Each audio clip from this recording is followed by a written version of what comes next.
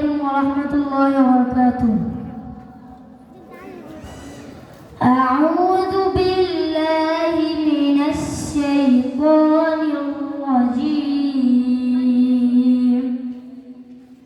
بسم الله الرحمن الرحيم.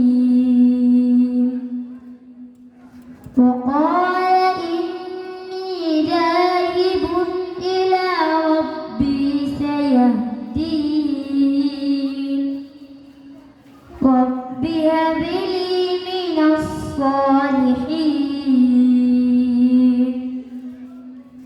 فبشرناه بغلام حليم.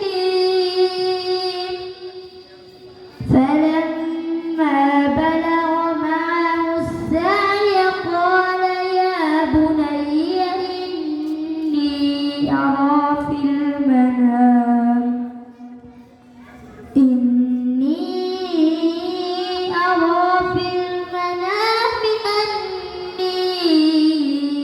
أذبحك فانظر ماذا ترى. قال يا أبت افعل ما تؤمر ستجدني إن شاء الله من الصابرين. صدق الله العلي العظيم. أعوذ بالله من الشيطان الرجيم. بسم الله الرحمن الرحيم. وما خلقت الجن والإنس إلا ليعبدون. قال الله تعالى في شان حبيبه محمد صلى الله عليه وسلم: إن الله وملائكته يصلون على النبي يا أيها الذين آمنوا صلوا عليه وسلموا تسليما. صلى الله على محمد صلى الله عليه صلى الله على محمد صلى الله عليه وسلم. محمد أشرف العرب والعجم. محمد خير من يمشي على قدمه.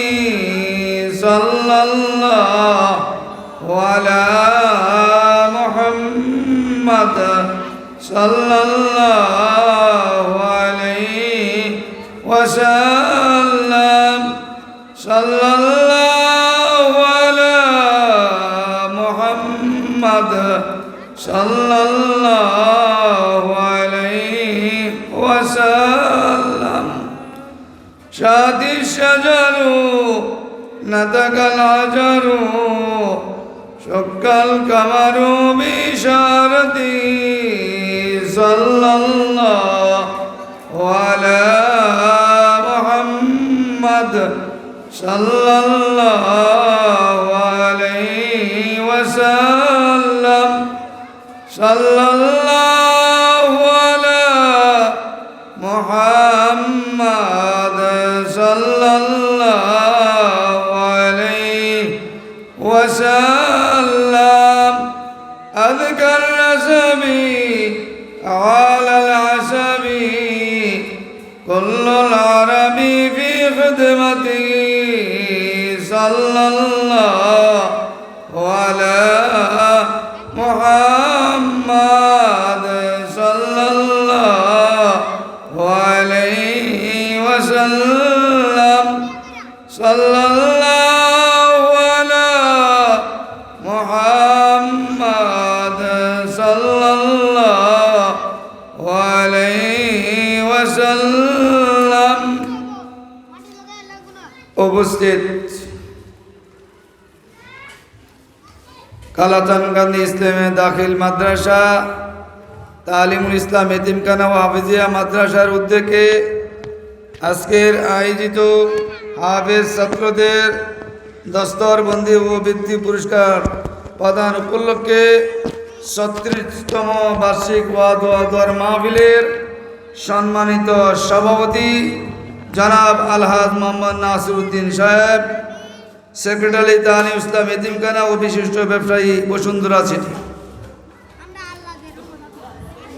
আজকের প্রধান মেহমান, প্রধান আকর্ষণ মুফতি নজরুল শাইখুল হাদিস বিশিষ্ট দায়ী বাংলার তারিক জামিল খ্যাত আল্লামা মুফতি নজরুল ইসলাম কাসিমি সাহেব দামাত বারাকাতুল আলিয়া।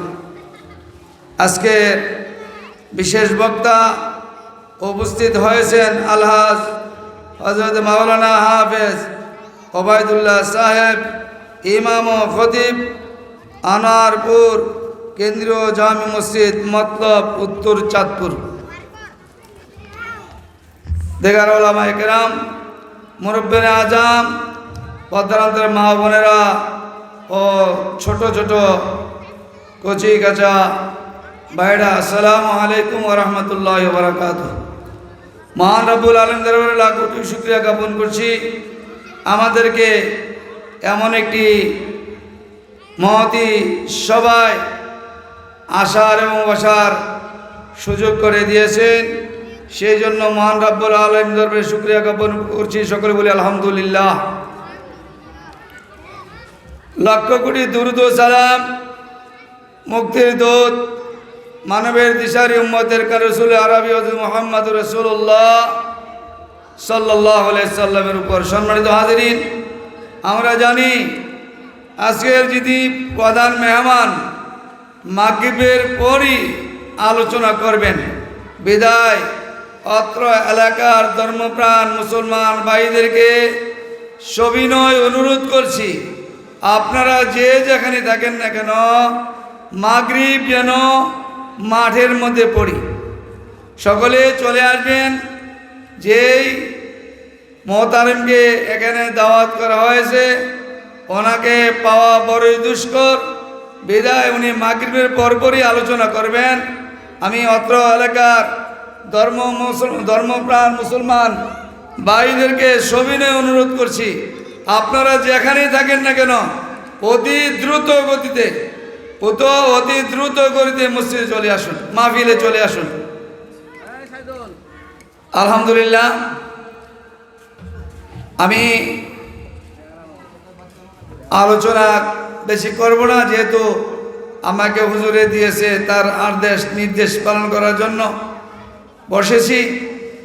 বিদায় আমাদের দাওয়াতি মেহমান যেহেতু উপস্থিত হয়েছে, অল্প সময়ের মধ্যে উনি চলে আসবেন, তাই আমি সামান্য দু একটি কথা বলে আমার আলোচনা শেষ করব।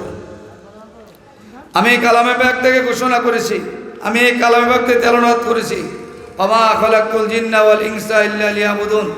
আল্লাহ রাব্বুল আলামিন ইরশাদ করেছেন, আমি সৃষ্টি করি নাই মানুষ এবং জিনকে, হ্যাঁ সৃষ্টি করেছি একমাত্র আমার ইবাদতের উদ্দেশ্যে।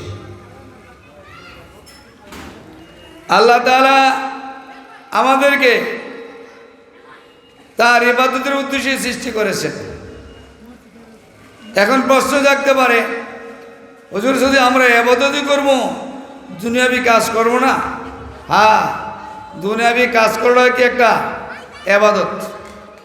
দুনিয়াবি যত কাজ আছে সবই কি ইবাদত, তবে আল্লাহর হুকুম মতে হতে হবে, আল্লাহর নির্ধারিত হুকুম মতে হতে হবে। যেমন নাকি ফজরের নামাজ পড়লাম জামাতের সহিত, নামাজের পর আমি বেরিয়ে গেলাম, কাজ করে মাঠে গেলাম, চাকরিতে গেলাম, ব্যবসায় গেলাম, যার যেই অবস্থানের থেকে ওই অবস্থানে কাজকর্ম করতে গেলাম, যদি আমি আবার জোহরের নামাজগুলোকে সঠিকভাবে আদায় করি, এই যে আমি সারাদিন কাজ করেছি জোহরের আগ পর্যন্ত, ওইটাও আমার ইবাদতের মধ্যে গণ্য হবে, যদি ওই কাজটা আমার মধ্যে কিনা থাকে হারামের কোনো উপায় না থাকে। আল্লাহ রাব্বুল আলামিন ইবাদত আমরা কেন করব, কি উদ্দেশ্যে করব? আল্লাহ আমাদেরকে যে নিয়ামত দিয়েছেন, কুতু পৃথিবীর মানুষ আমাদেরকে এই নিয়ামত দিতে পারবে? বলুন তো, পারবে? আমার কোনো এক ডাক্তার বলেছিলেন, আমার শরীরের মধ্যে যেতগুলো অঙ্গ প্রত্যঙ্গ আছে এর মধ্যে মাথা না, ব্রেনটারই শুধু 10,000 কম্পিউটারে কাজ করে। বলে সুবহানাল্লাহ। ব্রেনটা কয় হাজার কম্পিউটারে কাজ করে? 10,000 কম্পিউটারে কাজ করে শুধু ব্রেনটাই। তাহলে একটা কম্পিউটারে কিনতে কত টাকা লাগে? 10,000 কম্পিউটার কত কিনতে লাগবে? তাই বিশেষভাবে অনুরোধ করব, আমরা মাহফিলে চলে আসি, এই জন্যই আমরা ইবাদত করব যে আল্লাহ রাব্বুল আলামিন আমাদের দেহের মধ্যে অনেক মূল্যবান সম্পদ দিয়েছেন, যেই সম্পদের হিসাব আমরা দিয়ে শেষ করতে পারবো না। মনে করে আমাদের কিডনি নষ্ট হয়ে গেছে, কিডনি নষ্ট হলে এমনও লোক আছে তার কিডনির ব্যবস্থা করার ক্ষমতা নাই, আছে? কিন্তু আল্লাহ রাব্বুল আলামিন কিডনি দিয়েছেন, চক্ষু দিয়েছেন, লিভার দিয়েছেন, হাত পা দিয়েছেন। প্রত্যেকটা জিনিসের আল্লাহর সৃষ্টির দিকে না তাকাই, যদি আমার নিজের দেহটার দিকে তাকাই, আল্লাহ যে আমাকে বাক শক্তি দিয়েছে, কথা বলার সুযোগ দিয়েছে, ইচ্ছা করলে আমার কথাটা আল্লাহ বন্ধ করে দিতে পারতেন কিনা? বলো তো, বন্ধ করতে পারতেন কিনা? এমন আসেনি আল্লাহ কথা বন্ধ করে দিয়েছেন, বুক ফুলে চলছেন, কথা বলতে পারে না, হাঁটতে পারে না, চলতে পারে না। আমাকে তো আল্লাহ সব কিছু রেখেছেন, কেন আমরা আল্লাহর ইবাদত করবো না? অতএব কেমনে আমরা কার ইবাদত করব? আল্লাহর ইবাদত করবো। অবশ্যই আমরা আল্লাহর ইবাদত করবো, পাশাপাশি আমাদের আশাও করণীয় আছে। বিশেষ করে যুবকদেরকে বলবো, ইবাদত করব আল্লাহর, খেদমত করব মা বাবার। আল্লাহ বলেছেন অন্যতে, ওয়াকাদা রাব্বুকা আল্লা তা'বুদু ইল্লা ইয়াহু ওয়া বিল ওয়ালিদাইনি ইহসানা। আল্লাহ বলেছেন একমাত্র ইবাদত কার করবে? আল্লাহর। অন্য আয়াতে আছে আল্লাহর ইবাদত করবে, আল্লাহর সাথে কাউকে শরীক করবে না, অংশীদার করবে না। এই কপালের মালিক একমাত্র কে? বলেন তো, বলো কে? আল্লাহ। একমাত্র এই কবরের মালিক কে? আল্লাহ। এই কবর দিয়ে মাজার সিজদা করা যাবে? কবর সিজদা করা যাবে? কোনো মানুষকে সিজদা করা যাবে? মূর্তিকে সিজদা করা যাবে? পাথরকে সিজদা করা যাবে? কাউকে সিজদা করা যাবে না। এই কবরে সিজদা করতে হবে কার? আল্লাহ। আল্লাহর সিজদা করব আর পিতা মাতার সাথে ভালো আচরণ করব। এটা কার কথা? আল্লাহর নিজের কথা। আল্লাহ বলছেন, ওয়াকাদা রাব্বুকা আল্লা তা'বুদু ইল্লা ইয়াহু ওয়া বিল ওয়ালিদাইনি ইহসানা। সামনে আরো আগে বলছেন, কি বলছেন? যদি পিতামাতা বার্ধক্যে পরিণত হয়ে যায়, তারা যদি বয়স্ক হয়ে যায়, তাদের সাথে কি করবা? ভালো আচরণ করবা, তাদের সাথে উশব্দ আচরণ করবে না। আফসোস হলে অসত্য, আজকের সমাজের মধ্যে আমাদের মধ্যে কিছু যুবক আছে, বিয়েটা করতে পারলে বাপ মার কোনো খবর থাকে না। অনুরোধ করব, আল্লাহর ইবাদত করা যেমন ফরজ, পিতামাতার খেদমত করা কি ফরজ। পিতামাতার সেবা শুশ্রূষা করা কি ফরজ। হাদিস শরীফে আছে, রিদা রব্বি রিদাল ওয়ালিদাইন, সাকাতা রব্বি সাকাতাল ওয়ালিদাইন। পিতা মাতা সন্তুষ্ট, আল্লাহ সন্তুষ্ট। পিতা মাতা অসন্তুষ্ট, আল্লাহ কি অসন্তুষ্ট। অন্য হাদিসে আসছে, রাসূল পাক সাল্লাল্লাহু আলাইহি ওয়াসাল্লাম ইরশাদ করেছেন যে পিতামাতা জান্নাত, পিতামাতায় কি জাহান্নাম। আপনি শত ইবাদত করেন, যদি পিতামাতা অসন্তুষ্ট থাকে, ওই ইবাদত আল্লাহ দরবারে কি হবে না? কবুল হবে না। এই জন্য যুবকদেরকে বলছি, পিতামাতার কথা শুনবা। শুনবো কিভাবে? যে একটা যুগে আমরা আসছি, এই যুগটা শিখছে না বললেই বাবা বিদেশ একটা মোবাইল কিনে দিছে। কথাটা সত্য না মিথ্যা? আমার ছেলে হাই স্কুলে পড়ে, আমার মেয়ে হাই স্কুলে পড়ে, একটা মোবাইল না দিয়ে ছাড়বো? এই মোবাইলটা কি ক্ষতি না ভালো? বলো তো দেখি।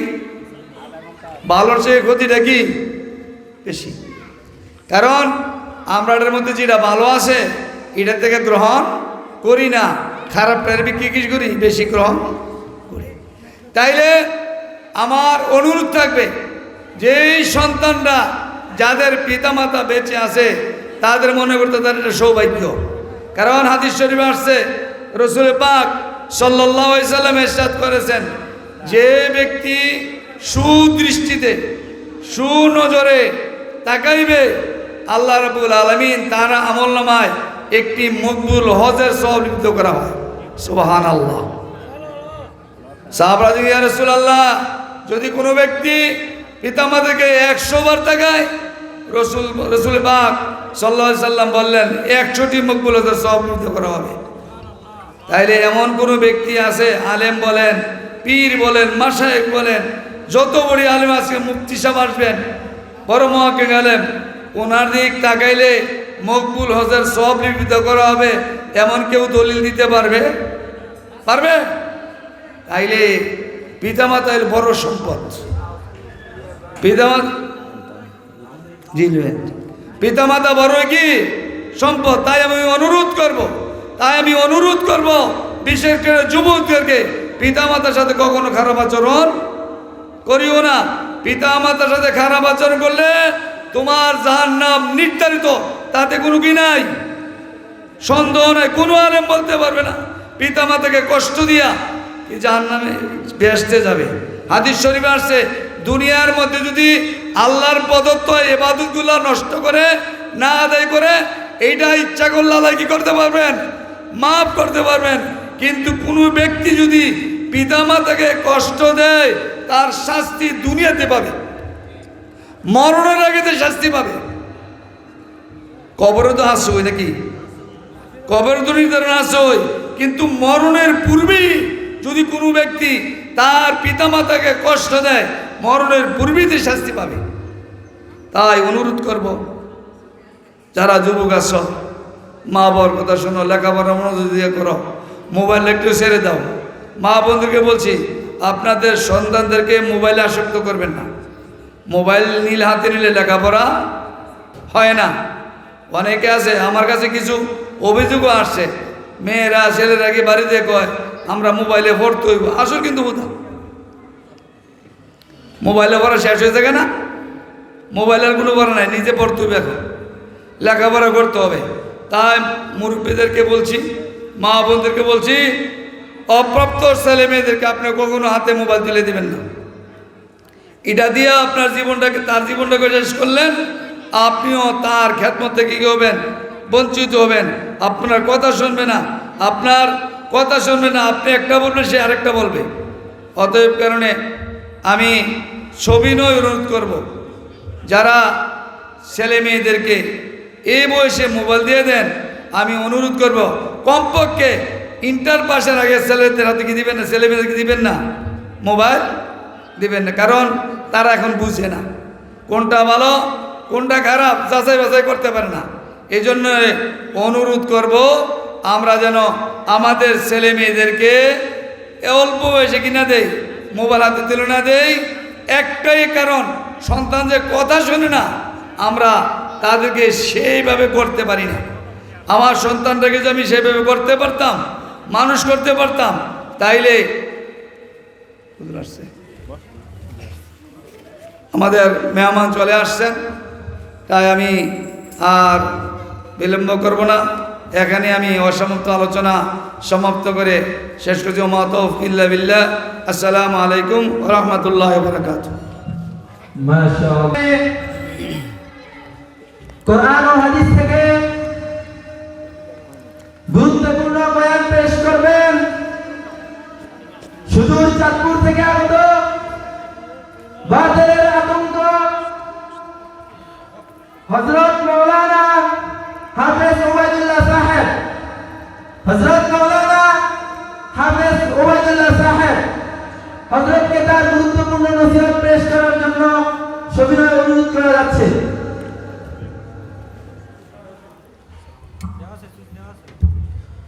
السلام عليكم ورحمة الله وبركاته. الحمد لله نحمده ونستعينه ونستغفره ونعوذ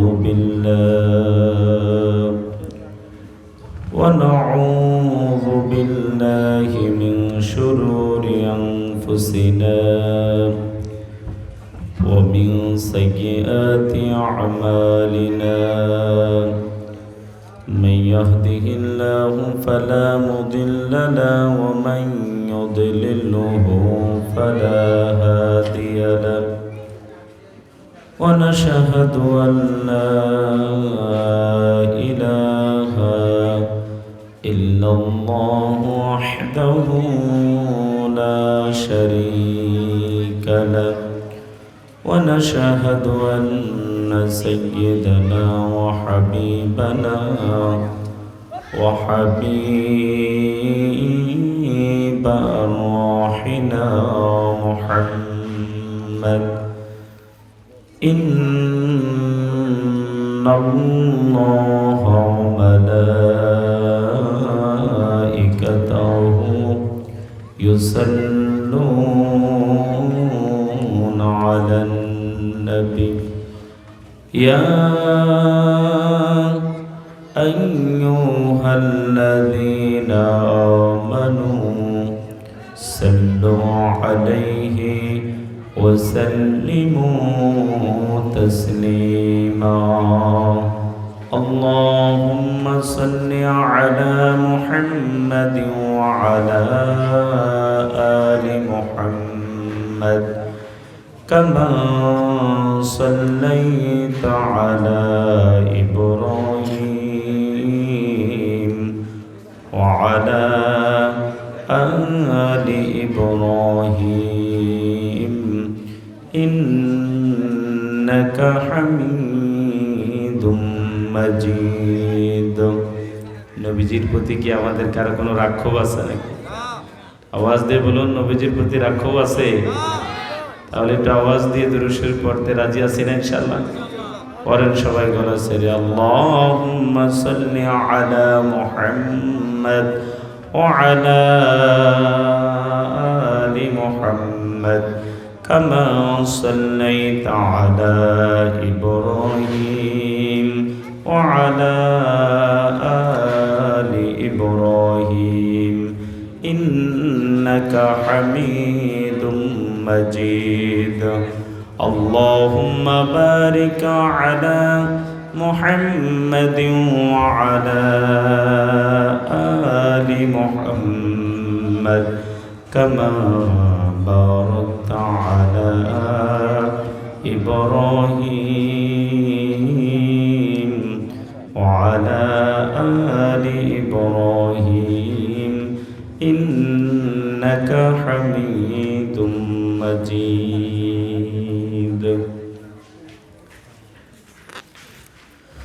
بسم الله الرحمن الرحيم কুমিল্লা জেলা তিতাস উপজেলার অন্তর্গত কালাচাঁদকান্দি ইসলামিয়া দাখিল মাদ্রাসা তালিমুল ইসলাম এতিমখানা ও হাফিজি মাদ্রাসার উদ্যোগে হাফেজ ছাত্রদের দস্তারবন্দি ও ভিত্তি প্রদান উপলক্ষে ৩৬তম বার্ষিক ওয়াজ ও দোয়ার মাহফিল মুফতি এ আয়োজনের অতি রেসপেক্টেড সম্মানিত সভাপতি আলহাজ মোহাম্মদ নাসির উদ্দিন, সেক্রেটারি তালিমুল ইসলাম এতিমখানা ও বিশিষ্ট ব্যবসায়ী বসুন্ধরা সিটি ঢাকা। কোরআনের মাহফিলের সভাপতিত্বের বরকতে আল্লাহ তাআলা যেন তার এই গোলামের হায়াতে বারাকা দান করে, সবাই বলেন আমিন। প্রধান মেহমান শাইখুল হাদিস বিশিষ্ট ইসলামের চিন্তাবিদ মুফতি নজরুল ইসলাম কাসেমি দামাত বরকাতুহু হযরত আপনাদের খেদমতে মাগরিবের নামাজের পরপরই তাকরীর পেশ করবেন, যার কথা শোনার জন্য হাজারো যুবক একত্রিত হয়ে অপেক্ষমান থাকে। সেই কাঙ্ক্ষিত আলোচক বয়ান পেশ করবেন মাগরিবের নামাজের পর মুফতি নজরুল ইসলাম কাসেমি। আল্লাহ যেন আপনাদেরকে হুজুর আসার আগেই এই দ্বীনি মজলিসকে প্রাণবন্ত করার তৌফিক দান করে, সবাই বলেন আল্লাহুম্মা আমিন।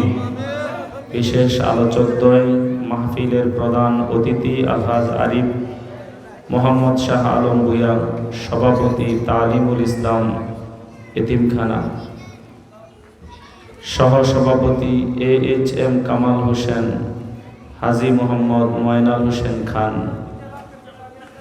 সার্বিক সহযোগিতায় সমাজের জাগ্রত এলাকাবাসী, অতি কাছে এবং দূর থেকে আসা দলির আসনে বসা আগত স্বাগত সুচিন্তিত অতিমার্জিত বাবার বয়সী শ্রদ্ধেয় মুরব্বী বাবারা, তারুণ্যের উচ্ছ্বাস, দিক দিগন্তের দিকপাল নওজোয়ান তরুণ যুবক ভাইরা, পদ্মার অন্তরালে অবস্থানরতা সর্বগুণে গুণান্বিতা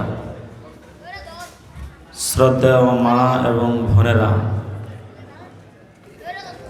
পবিত্র কোরআনুল কারীমের জ্ঞান অন্বেষণকারী ছোট্ট কচিকাঁচা সোনামণিরা, তলেবুল ইলম ছাত্র ভাইয়েরা, মঞ্চে ভূমিষ্ঠ বাবার বয়সী মুরব্বী বাবারা, সর্বকালের সর্বযুগের সকল আম্বিয়াদের রুহানি আওলাদ, দ্বীন ও দুনিয়ার ইমারত, জাতির শ্রেষ্ঠ সন্তান, সম্মানিত উলামায়ে কেরাম, সকলের প্রতি আন্তরিক মোহাব্বতপূর্ণ সালাম। আসসালামু আলাইকুম ওয়া রাহমাতুল্লাহি ওয়া বারাকাতুহু। মালিকের প্রশংসা, শুকরিয়া, যিনি আমাদেরকে বিনা আবেদনে, বিনা মুনাজাতে, বিনা দরখাস্তে এই দুনিয়ার শ্রেষ্ঠ জাত আশরাফুল মাখলুকাত মানুষ করে পাঠিয়েছেন, বিনা মুনাজাতে শ্রেষ্ঠ নবীজির শ্রেষ্ঠ উম্মত হওয়ার তৌফিক দিয়েছেন, কালেমা পড়ার সুযোগ দিয়ে নামাজি বান্দাদের অন্তর্ভুক্ত করে দলমত নির্বিশেষে আজকের এই কোরআনিক আয়োজনে সাড়া দিয়ে এই পর্যায়ে আসার বসার তৌফিক এনায়েত করেছেন। এজন্য মালিকের দরবারে জবান খুলে মোহাব্বতে পড়ছি আলহামদুলিল্লাহ। যেই কয়জন আমরা বসেছি, বসার কারণে কি আমাদের মন খারাপ? তাহলে খুশির আওয়াজ কি ছোট হয় না বড় হয়? খুশি মনে একটু বেশি আওয়াজে বলেন আলহামদুলিল্লাহ। আল্লাহর কোরআন শোনার জন্য নির্ধারিত কোনো সময় আছে নাকি? কোরআন শরীফ শুধু রাত্রেই শোনা যায়, দিনে শোনা যায় না মনে হয়? শুধু সকালেই শোনা যায়, আসরের পরে শোনা যায় না মনে হয়? তাহলে কোরআন সব সময় শোনা যায়। যে সকল যুবক ভাইয়েরা প্যান্ডেলের মঞ্চের আশেপাশে রয়েছেন, আপনাদেরকে আল্লাহর কোরআনের মহাব্বতে, এবং যারা মুরব্বীরা আছেন আপনাদেরকেও আল্লাহর কোরআনের তাজিমে সম্মানে কোরআনের ক্লাসের ছাত্র হওয়ার জন্য উদারত আহ্বান জানাই। আল্লাহ সুবহানাহু তাআলা যেন আজকের এই আয়োজন কবুল করে, আমরা সবাই বলি আল্লাহুম্মা আমিন। প্রিয় উপস্থিতি, আল্লাহ তাআলা যাদেরকে একান্ত মায়া মোহাব্বত ভালোবাসা দেখান, তাদের পক্ষেই দ্বীনি আয়োজনে শামিল হওয়া, ভালো কাজে অংশগ্রহণ করা সম্ভব।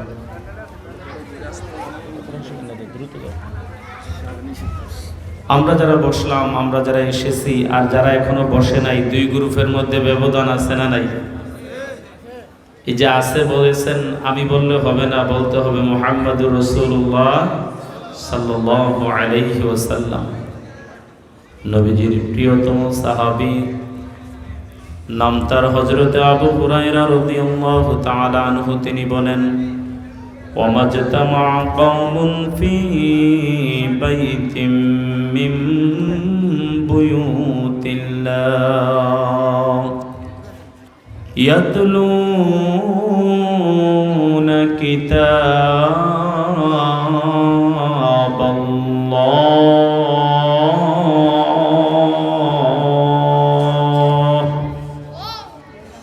ওয়া ইয়াতাদারাসুনা বাইনাহুম ইল্লা নাযালাত আলাইহিমুস সাকিনাহ ওয়া গাশিয়াতুহুমুর রাহমাহ ওয়া হাফাতুহুমুল মালাইকা ওয়া যাকারাহুমুল্লাহু ফী মান ইনদাহু ওয়া মান বাত্তাআ বিহি আমালুহু লাম ইয়াসরি' বিহি নাসাবুহু।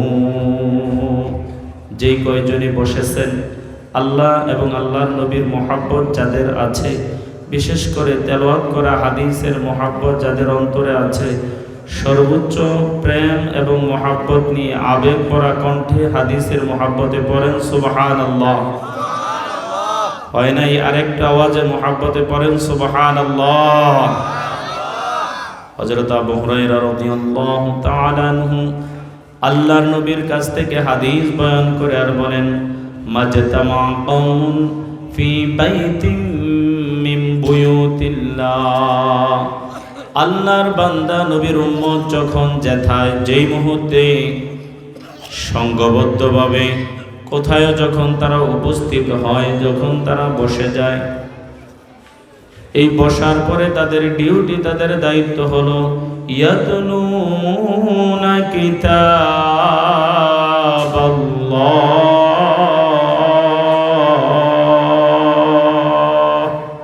যেই কয়জনে বসেছেন আমার দিকে তাকান। এখানে বসার পরে তেলাওয়াত করে কার কিতাব? এই কিতাব কার? মুরব্বীর আল্লাহর নাম নিতে কারো খারাপ লাগে নাকি? আওয়াজ দিয়ে বলেন কিতাবটা কার? আল্লাহর এই কিতাব থেকে যখন তেলাওয়াত হয়, ওয়ায়াতাদারুসুনা বাইনাহুম, কিতাবের এই কথাগুলো আরবি ভাষার কথা। আমরা যারা বসেছি আমরা বাংলা ভাষাভাষী, আরবি এই কথাগুলোর অর্থ অনুবাদ আমরা অনেকেই জানি। আল্লাহর হাবিব বলেন, যখন এই কথাগুলো আরবি থেকে মাতৃভাষায় বয়ান শুরু হয়, আলোচনা শুরু হয়ে যায়, নাযালাত আলাইহিমুস সাকিনা, দয়াময় আল্লাহ পাক আরশে আজিম থেকে এই দুনিয়ার কম দামা মানুষগুলোর জন্য প্রশান্তি নাজিল করা আরম্ভ করে দেয়। যে কয়জন বসেছেন খুশি না বেজার? এই মুহূর্তে নবীজির হাদিসের আস্থা বিশ্বাস একই যাদের আছে ধরতে হবে। বাহিরে যারা আছে আর আমরা যারা ভিতরে আছি, ব্যবধান হলো আমাদের উপর প্রশান্তি নাজিল করতেছেন কে? আরো জোরে মুহাব্বতে বলেন, প্রশান্তি নাজিল করেন কে? আস্থা এবং বিশ্বাস নিয়ে আজকের এই আয়োজনকে আল্লাহ তাআলা যেন প্রাণবন্ত করে, এই উদ্দেশ্যে আমরা আল্লাহর কোরআন থেকে একটু তেলাওয়াত করছি। আমার সাথে গলা ছেড়ে আওয়াজ তোলে আমরা একটু পড়ব। সবটা না পারলো আউযুবিল্লাহ বিসমিল্লাহর অভ্যাস সবাই আছে না? কি মুরব্বীরা আছে না? তো একটু মুহাব্বতে আল্লাহর কোরআন শরীফ তেলাওয়াত করব। রাজি আছেন তো ইনশাআল্লাহ? সবাই পড়েন, একজনও বন্ধ রাখবেন না। স্টেজে যারা আছেন আপনারা সহ আওয়াজ দিয়ে পড়েন, আউযু বিল্লাহি মিনাশ শাইতানির রাজিম,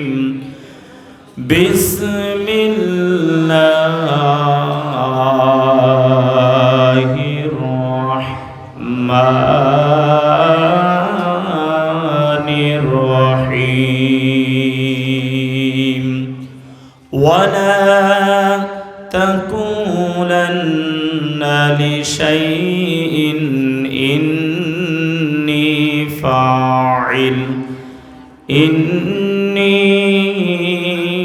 ফাইলু যালিকা গাদান ইল্লা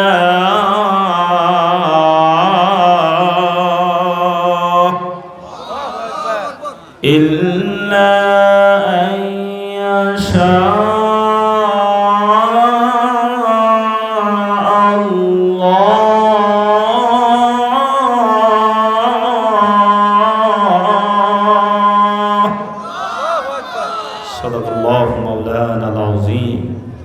প্রিয় মুরব্বী বাবারা, একটু মহাব্বতে বলুন তো আমাদের আল্লাহ যিনি তিনি ছোট না বড়?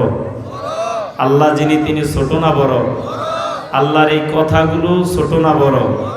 আমাদের আল্লাহ যত বড় ততটুকু বড়। আওয়াজে মহাব্বতে বলেন তো আল্লাহু আকবার। ইমানদার সংখ্যায় কম হলো ইমানের শক্তিটা বেশি। ইমানের শক্তি, ইমানের বলে বলিয়ান হয়। আরেকবার আওয়াজ তোলে বলেন আল্লাহু আকবার। এই কুরআনুল কারীমে আল্লাহ তাআলা আমাদের মতো জাহান্নামী মানুষগুলোকে জান্নাতে নেওয়ার লক্ষ্যে 114খানা সূরা নাজিল করেছেন। আমার দিকে তাকান। নবীজির উপর আল্লাহ তাআলা আমাদের মতো জাহান্নামী মানুষগুলোকে জান্নাতে নেওয়ার লক্ষ্যে 114টা সূরা নাজিল করেছেন। কয়টা? আমরা যে সূরাটি তেলাওয়াত করেছি এটি কোরআনুল কারীমের 18 নম্বর সূরা। সূরার নাম সূরায়ে আল কাহাফ। কাহাফুল শব্দের অর্থ হলো গুহা। এই সূরাটি নবী করিম সাল্লাল্লাহু আলাইহি ওয়াসাল্লাম হিজরত করে মক্কাতুল মুকাররমা থেকে মদিনায় যাওয়ার পূর্বে আল্লাহর নবীর মাক্কি জীবনে নবীজির উপর এই সূরাটি নাজিল হয়েছে, অবতীর্ণ হয়েছে বিদায় সম্মানিত তাফসীরকারকদের ভাষায় সূরাটিকে বলা হয় মাক্কি সূরা। কি সূরা? মাক্কি সূরা। তাহলে কোরআনের 18 নম্বর সূরা। এই সূরাতে আল্লাহ তাআলা 110টি আয়াতে কারিমা নাজিল করেছে। আর আল্লাহর হাবিব বলেছে, নবীর কোনো উম্মত, আল্লাহর কোনো গোলাম যদি এই সূরায়ে কাহাফের প্রথম 10টি আয়াত প্রতি শুক্রবার জুমার দিন তেলাওয়াত করে, ফিতনায়ে দাজ্জালের সমস্ত ফিতনা থেকে আল্লাহ নিজ দায়িত্বে তাকে হেফাজত করবে। সুবহানাল্লাহ বলেন। এছাড়াও সূরায়ে কাহাফের একাধিক ফজিলতের বর্ণনা এসেছে।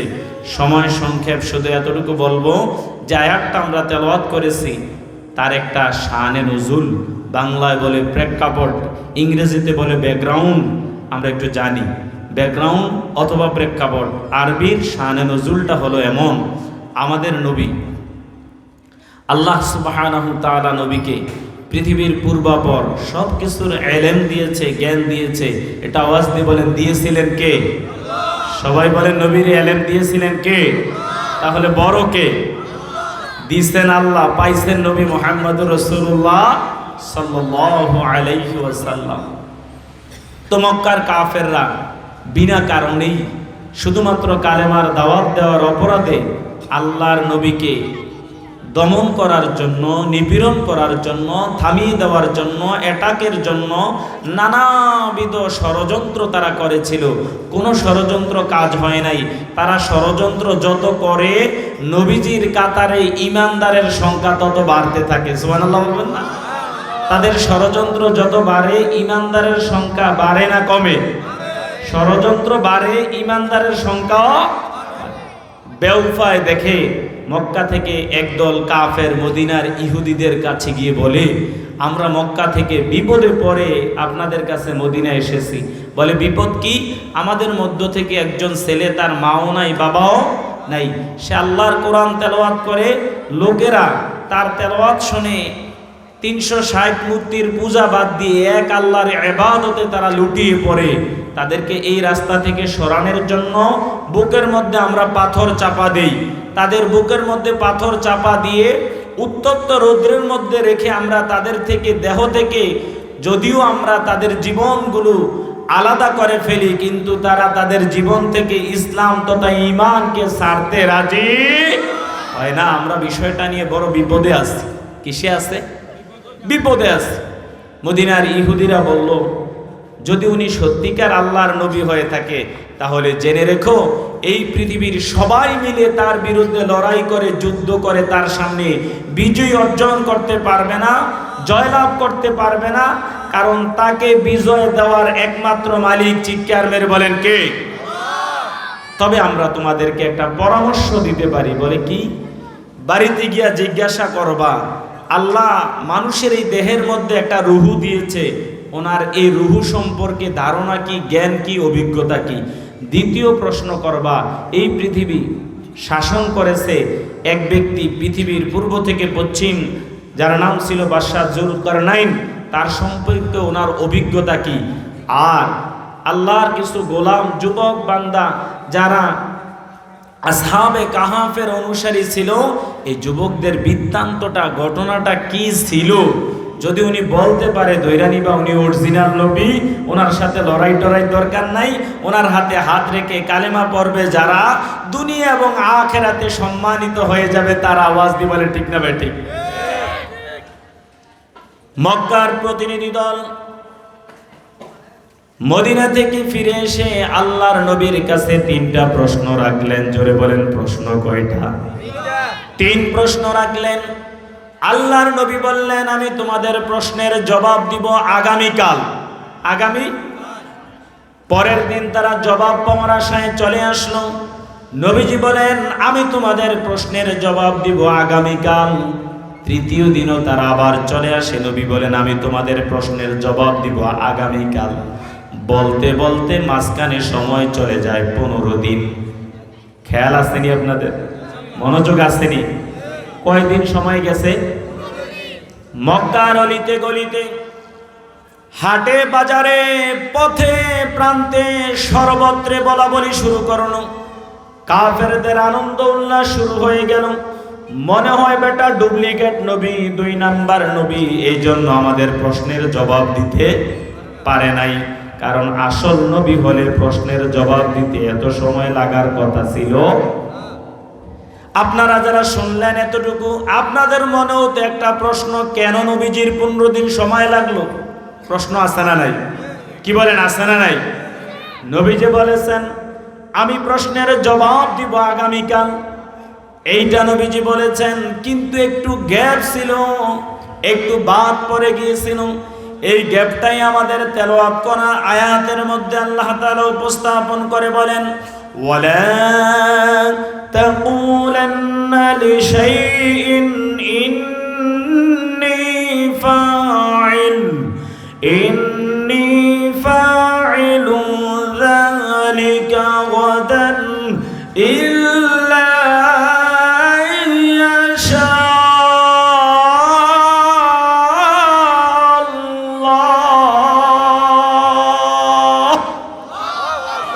ও নবী, আপনি তাদেরকে বললেন প্রশ্নের জবাব দিবেন আগামীকাল।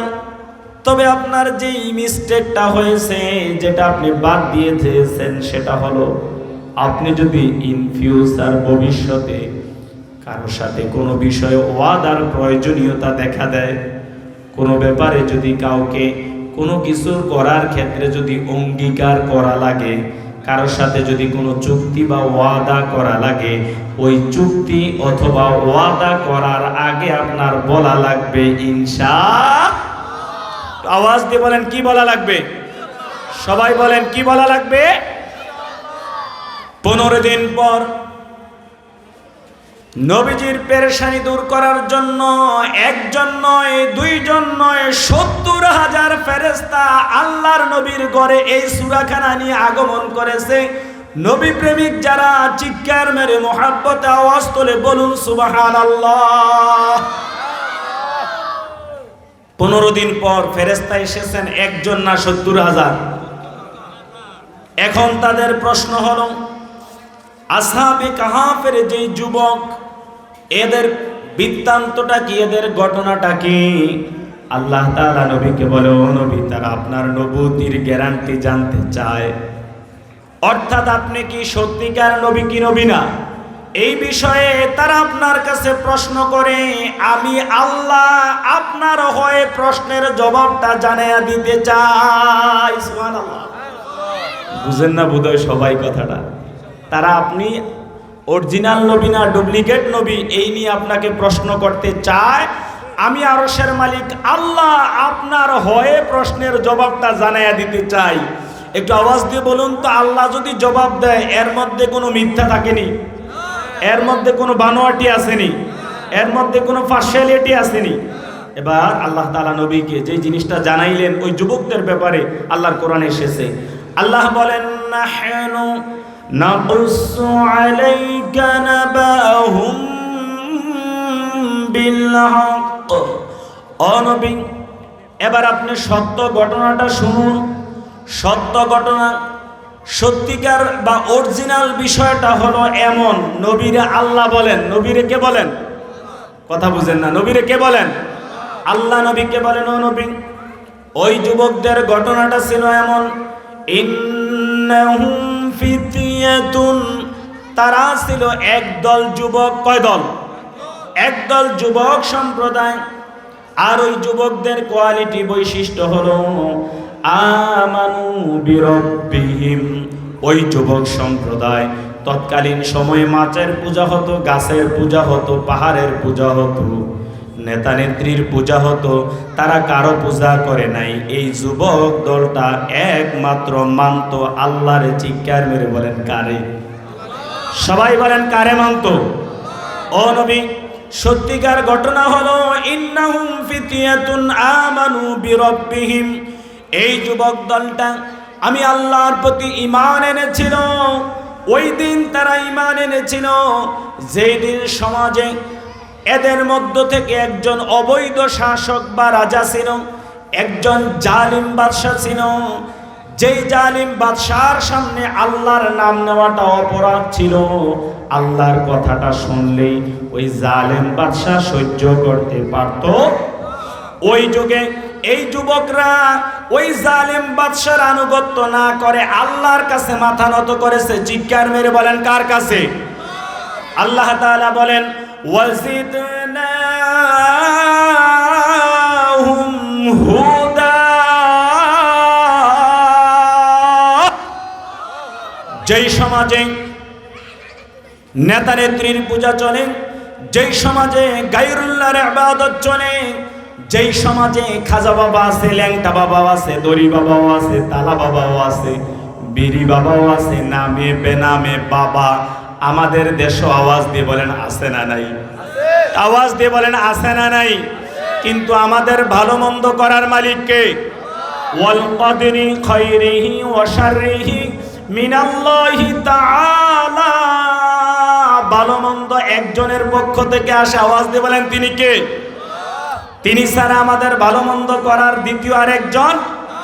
এই যুবক সম্প্রদায় যখনই এক আল্লাহর প্রতি ঈমান এনেছিল, তখন ওই জালেম বাদশার কানে আওয়াজটা চলে গেল, এই দেশের সবাই আপনারে মানে, আপনারে প্রভু মানে, কিন্তু কিছু যুবক আছে তারা এক আল্লাহরে মানে। কয় আল্লাহ? এইটাই তাদের অপরাধ। জালেম বাদশা তাদের জন্য রেগে গেলেন, খেপে গেলেন এবং ওই যুবকদেরকে তালাশ করলেন। বললেন ওই যুবকদেরকে গ্রেপ্তার করো, আটক করো, আর আমার রাজ দরবারে তাদেরকে হাজিরা দিতে বলো। যেহেতু লক্ষ লক্ষ মানুষ একদিকে, সামান্য কয়েকজন যুবক আরেকদিকে, তাদের ভয়ভীতি থাকার সম্ভাবনা আছে না নাই? আওয়াজ দিয়ে বলেন আছে না নাই? আল্লাহ বলেন ওয়ারাবাতনা আলা কুলুবিহিম, যেন আমার বান্দারা ঘাবড়ে না যায়, যেন আমার বান্দারা ভয় না পায়। সংখ্যায় কম হলো তারা ইমানদার, তাদের উসিলায় বাকিদেরকে আমি খাওয়াই। আওয়াজ দিয়ে বলেন ঠিক না বেটি? তারা ইমানদার, তাদের উসিলায় বাকিগুলো আমার রিজিক পায়। কথা বুঝতেছেন কিনা?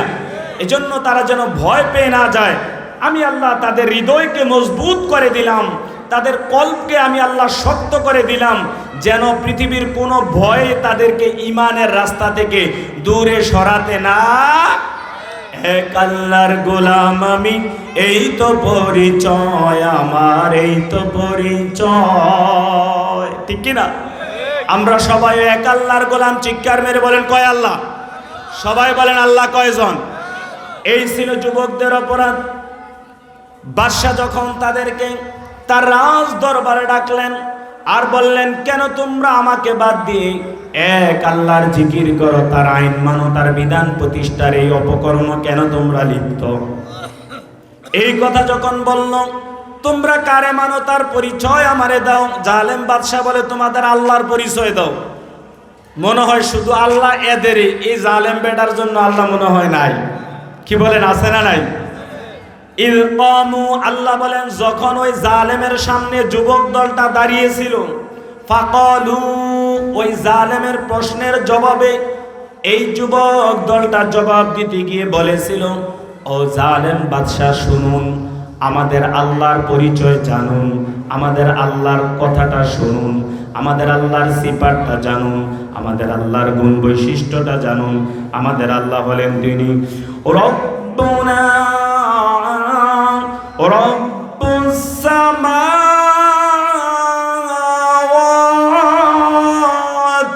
ওয়াল আরদ, ওই বিশাল আকাশের মালিক যিনি, বিস্তীর্ণ এই জমিনের মালিক যিনি, আমাদের আল্লাহ হলেন তিনি। বিশাল আকাশের মালিককে জোরে বলেন, বিশাল আকাশের মালিককে, বিস্তীর্ণ এই জমিনের মালিককে।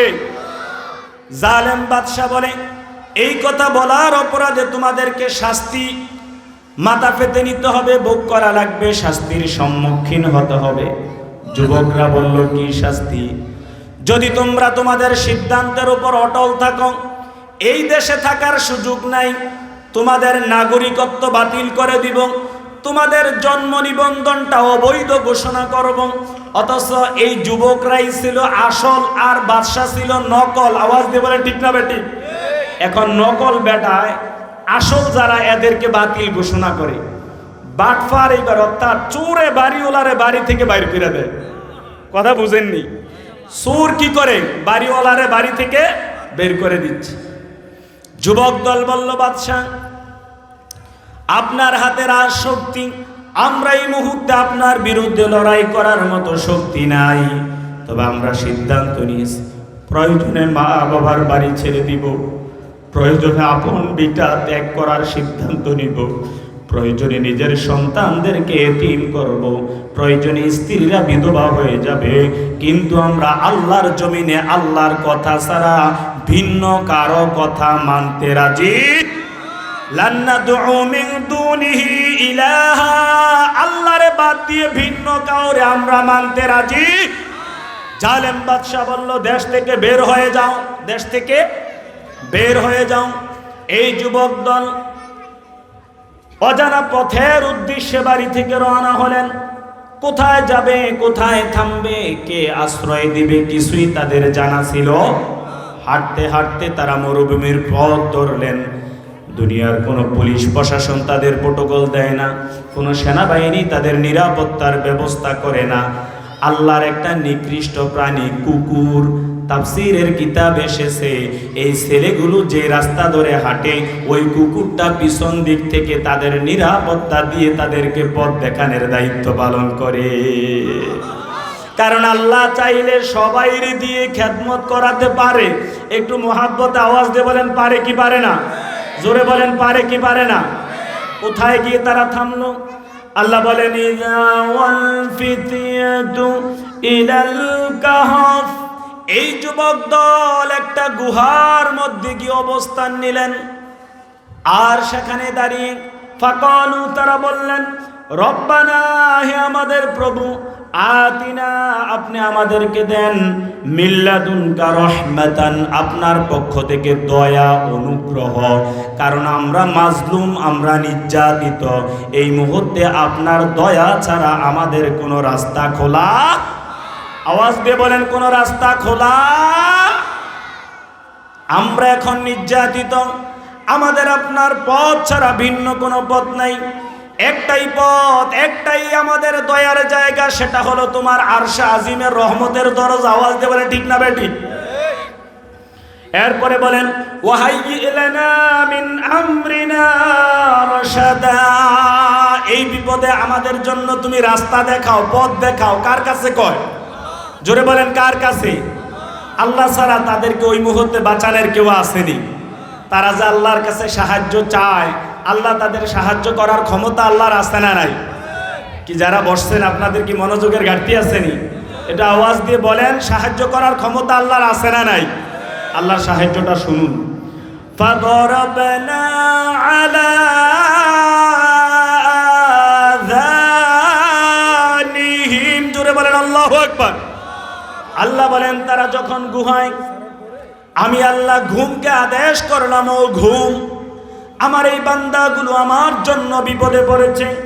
আলা আযানিহিম, শুধু চোখের মধ্যে ঘুমের ব্যবস্থা নয়, আমার বান্দাদেরকে যেন ডিস্টার্ব করতে না পারে।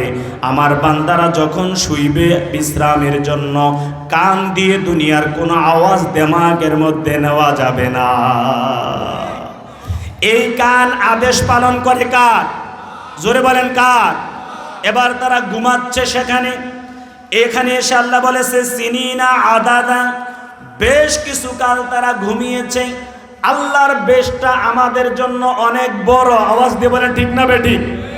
সংক্ষেপে বলে দেই কতদিন তারা সেখানে ঘুমিয়েছে। আল্লাহ তাআলা পরবর্তী আয়াতে কারিমা এসে বলে, ওয়ালাবিথু ফি কাহফিহিম সালাসামিয়াতিন সিনিনা ওয়াজদাদু তিসআ।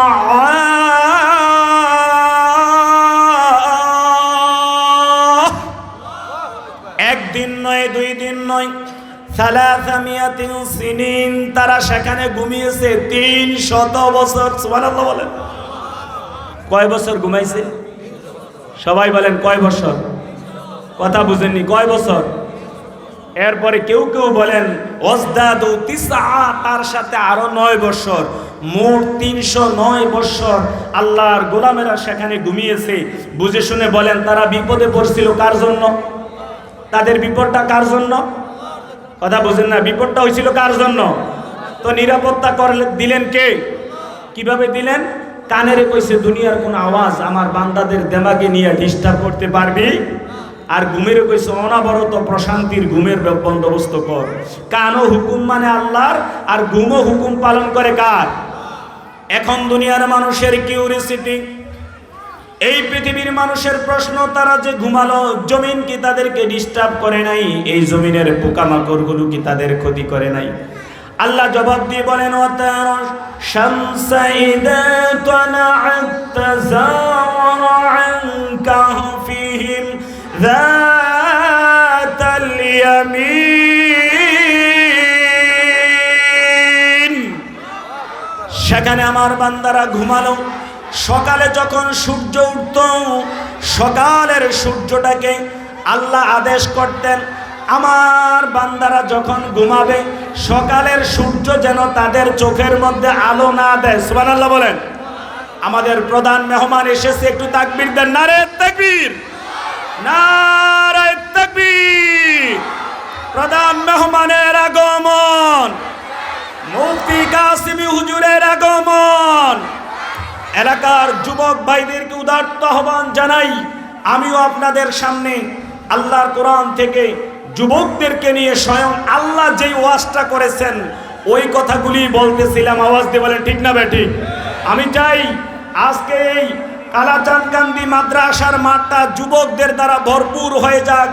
যিনি এসেছেন তার জবান থেকে যুবকদের জন্য আগামী দিনের পাথর হবে, ইমানের ব্যাটারিটা ফুলফিল চার্জ হবে, এমন কথাগুলো আপনারা শ্রবণ করার মাধ্যমে আপনাদের ইমানি জগৎকে সমৃদ্ধশালী করুন।